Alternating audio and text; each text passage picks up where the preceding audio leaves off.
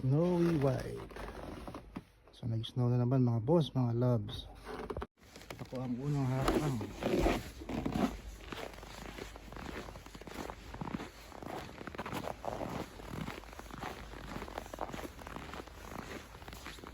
Yung mga yapa ko.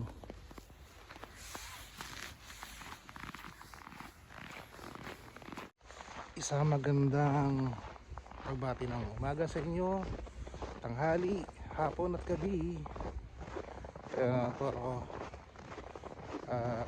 Ako ay maglilinis sa gabi doon. Tignan nyo kung gaano kakapaling yelo na yan. Oh, ito. Maya maya lang andun na ako sa paglilinisan ko. Pero for my own protection, kailangan magtakip na. Ayan, ayan. Para protektado. Ayos pa. Ang technique dyan talaga, ayan, ayan. Apakan mo na yung dati nang naapakan kasi nakakompress na yung yelo. Gagaya nung hindi pa naapakan. Surely malambot yun. Pag apak mo, lulubog talaga ang sapatos mo. Kahit na naka winter shoes ka pa. At kahit naka rubber shoes ka, wala din naman problema. Mas magandang isuot na sapatos is yung merong spike. Dito iba kasi na mainap na budget. O okay sa kanila bumili ng kinakabit na spike. Para nga naman hindi sila dudulas. Nakakatulong din naman. Pero doon sa mga limited lang yung budget, hindi siya nakakatulong. Nagdag gastos yun. Ang kailangan lang gawin is doble ingat. So, pwedeng magmadali masyado sa paglalakad, lalo na sa mga umiidad na. Pwedeng madudulas sa ganito dahil mayroon kang kasakit dito. Kahit yung magalusan ka, sugatan ka, o anumang aksidente, hindi pwede. Parang may dilis din naman dito. Nasa Europe ka, sa Amerika. So dito part na rin to ng Amerika. Nasa north nga lang. Nasa northern part ng Amerika ang Canada. Sto lang dito ako naglalakad sa gilid ng kalsada. Hindi sa bangketa, pero sa nakita ko. Kaya sa nakita ko nga, okay naman, nalinis naman to. Kaya mas safe ang lakad dito sa bangketa. Pero mayroong style sa paglilinis talaga. Kasi kung ganyan kakapal, ay nako, lubog ka dyan. Ayan o, puro puti. May smoke pa doon, no? Ayan, gawa yan ng heater.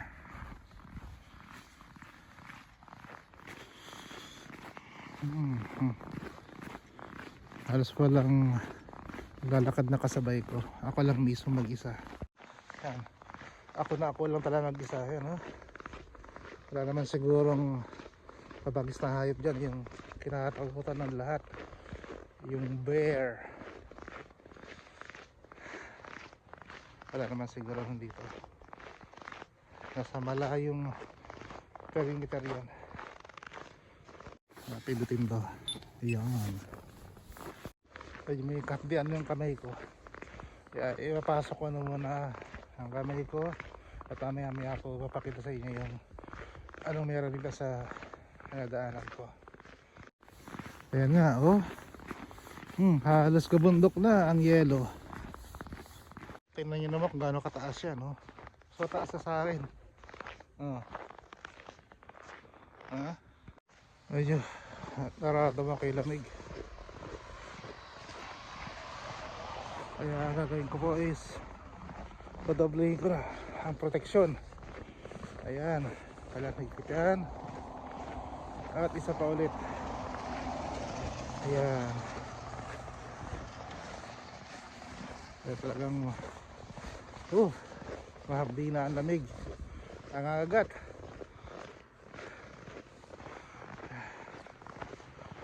puro yelo talaga. Yeah, may Christmas light yung pine tree oh. Ito matawa sa gawi doon. Ako pa rin mag-isang lalakad dito. Still lakad mode. This is my walking mode trip. Ano po ano yan oh. Natabulan ng yelo.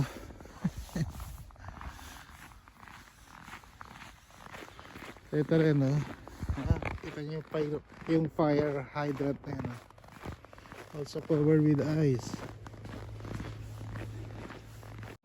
Ayan na yung bus oh, papuntang airport number 11. Kala siguro nasakay ako. Nagkataon na padaan ako sa bus stop. So alam daw yung bus stop eh. Andun yung hospital oh, yun oh. Yun yung blue building na nandoon. Ayun siya.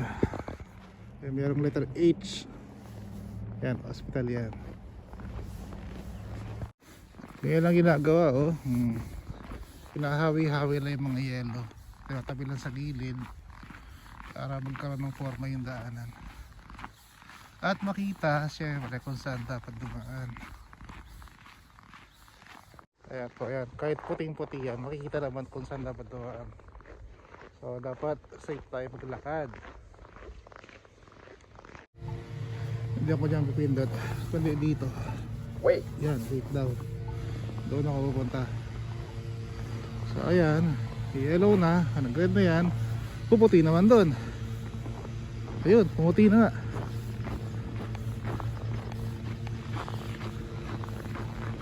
Ayan, nagka-countdown na 20 seconds.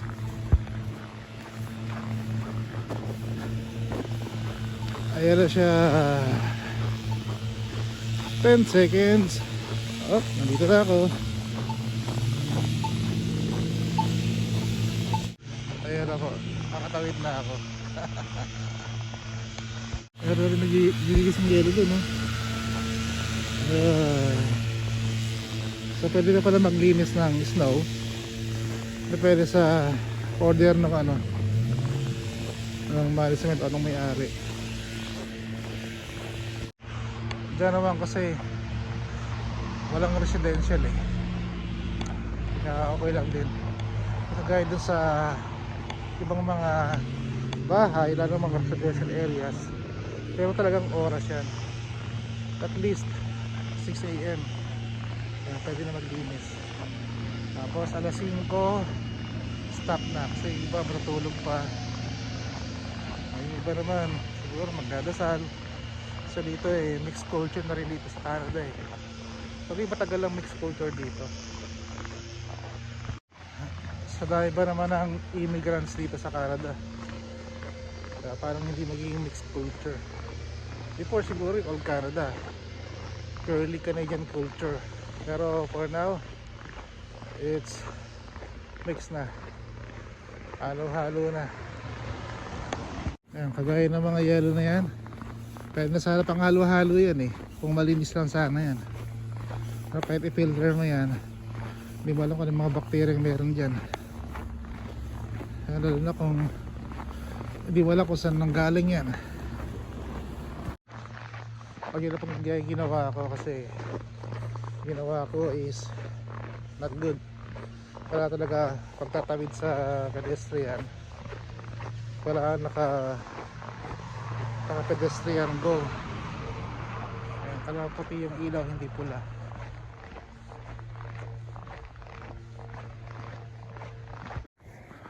Ayan, mas maganda yun dito.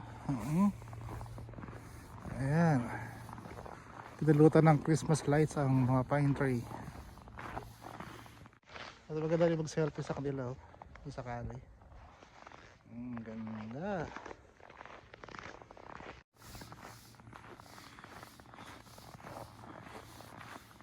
Dito may kalalibo ng yelo. Kasi hindi pa dito naginis eh. Hindi ko lumag ang sapatos ko. Ayun. Ay, nakalakas yun. Kaya ayan, diyan kayo dadaan nyo. Kayo dadaan sa manipis na yan, oh. Hindi doon sa makapal na part. Pero malalim yan.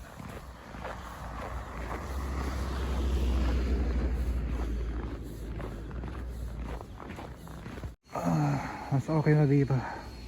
Sara ng ilaw at mas safe. Baka ng Nova Scotia yan. Isa yan sa bangko ko. So ayan ha, sumusunod ako sa traffic rules. Dapat nakaputi yan para pwede maglakad.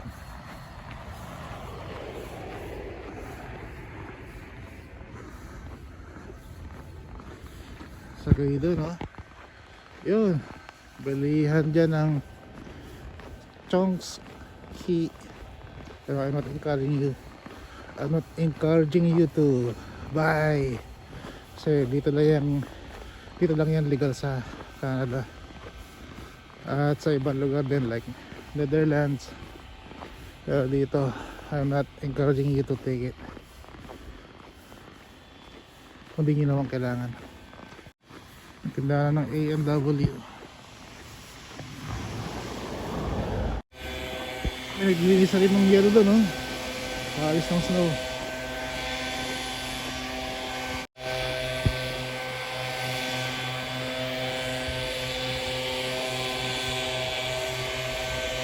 This time naman, andito na ako sa Peter Pan.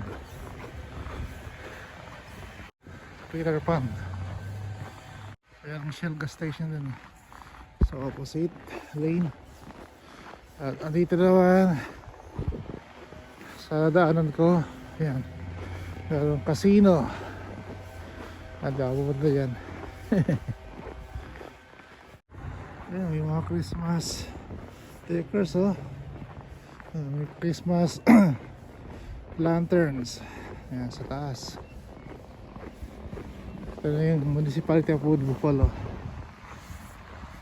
Ayan.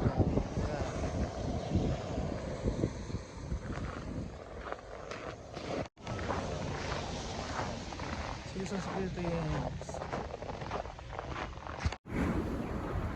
Flag of Canada. Andun. At daanan ulit. Ayan, mas maganda yung daanan dito. Kita ng bahagya yung semento. A flying bird. Yun. Sa parol. Actually Christmas tree pala yan. Giant Christmas tree dito sa downtown. Hindi ko siya lalapitan dahil medyo nagmamadali na ako ng konti.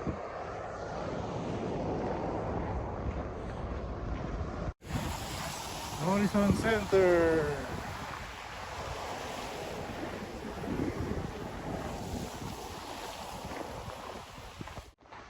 Ayan kalabaw, oh. Statue ang kalabaw. Buffalo.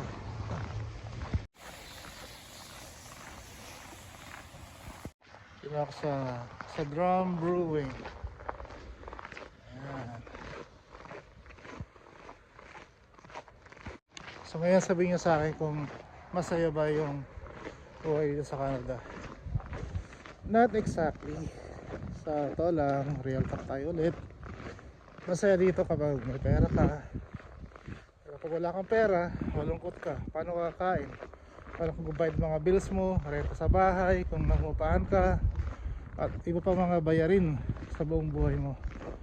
So dapat talaga planuhin na natin sa ngayon kung ano ba yung negosyong kapasokin natin. So ito lang, payo ko rin yung sarili ko eh. So I'm giving my time kung kailan yun. Kaya dapat merong time frame. Kailangan ko sa boiler. Kunin ko na ang aking uniforme.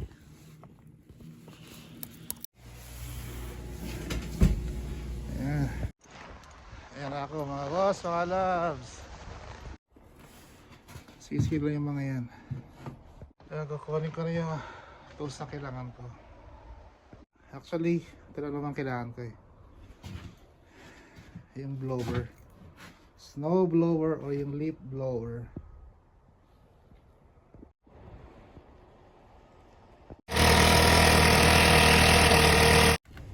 Gagamitan ko naman siya ng snow mower. Ayan. Pero yung blade sa ilalim, ayun, nandun, no? So, tara.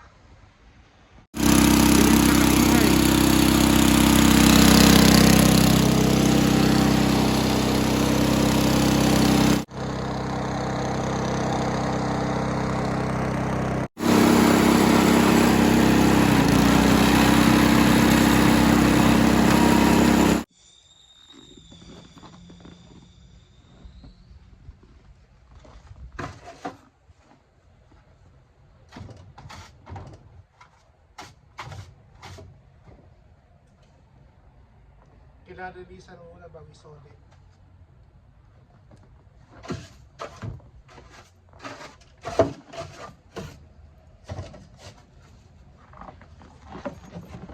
Okay na.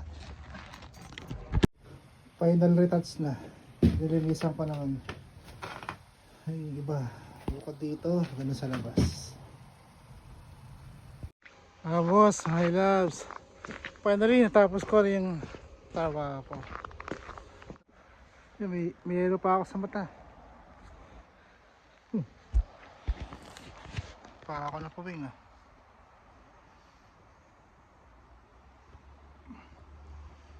Tumigas na yelo. Ilan pa mga boss. Ayun. Tarinis na rin pala dito. Malapit na ako sa bus station. Negative 24 po pala ngayon mga boss, mga loves. Pero ito, carry naman.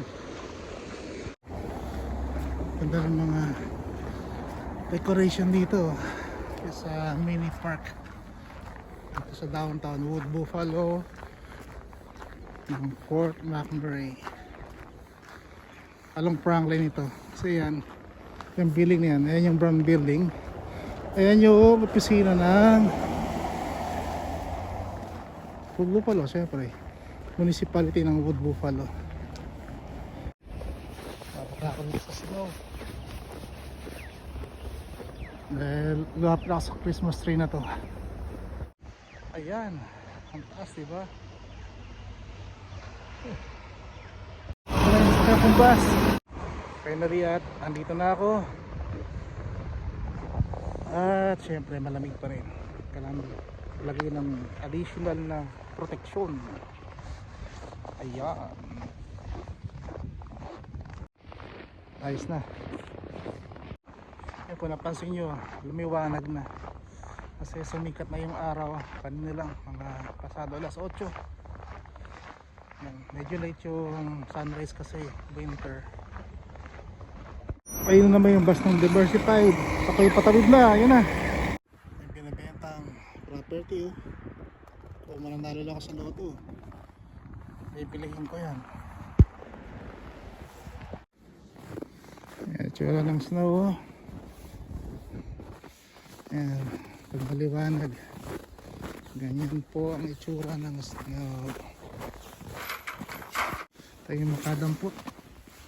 Ayan po ang snow. At dyan po nagtatapos ang aking vlog for today. Maraming salamat po. At huwag niyo pong kalimutang mag-subscribe at i-like. At kung possible, share nyo rin po. Salamat po. Bye bye.